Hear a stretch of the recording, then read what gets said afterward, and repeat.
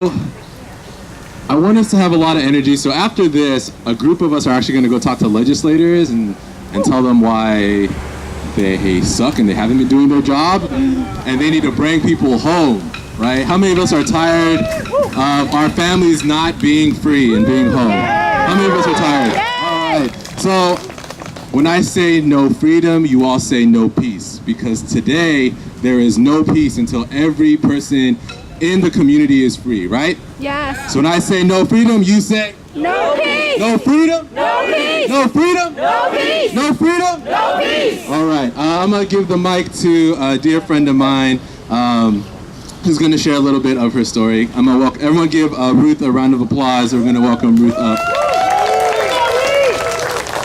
Thank you.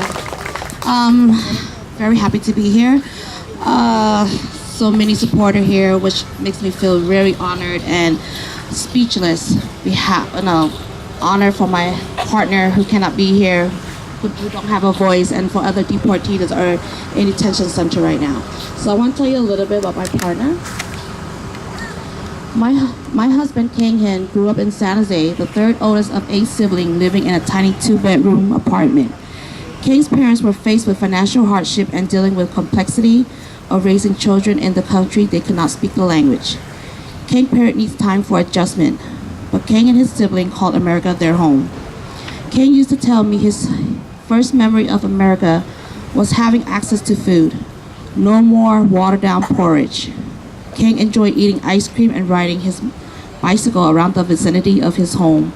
But all that came to an end when Kang was attacked by neighboring street gangs. Kang constantly had to run and hide to avoid confrontation. Enough is enough, which pushes Kang to the edge. Due to fear, he joined the Cambodian gangs for support. As they grew older, they began getting into petty trouble, including fights and underage drinking. At age 18, Kang Hin was accused of driving a getaway car at an armed robbery.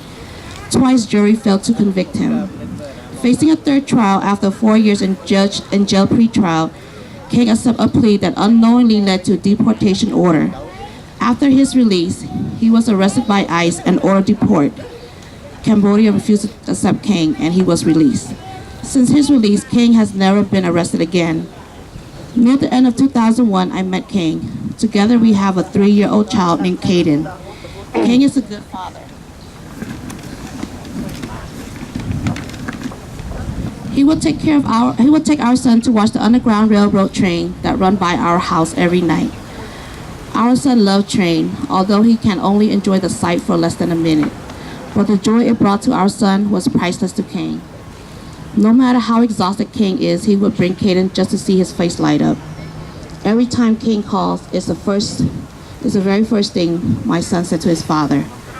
I want to go see Thomas, his given name to the train that passes by our house.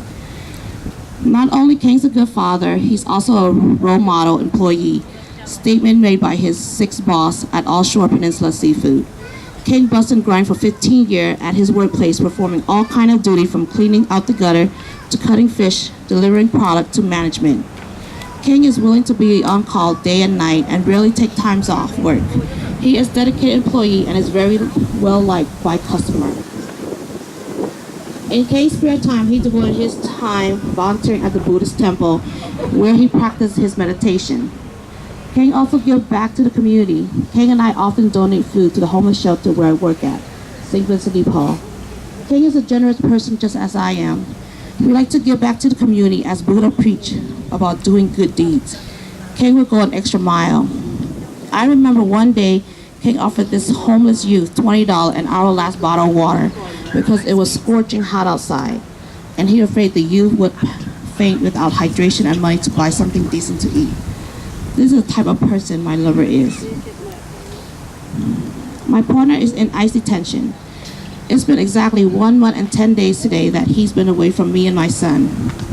I have endured endless night of tapping my son butt to get him to go back to sleep because he wakes up every night scanning the room for his dad present. The sadness look on my son's face tears me up every night.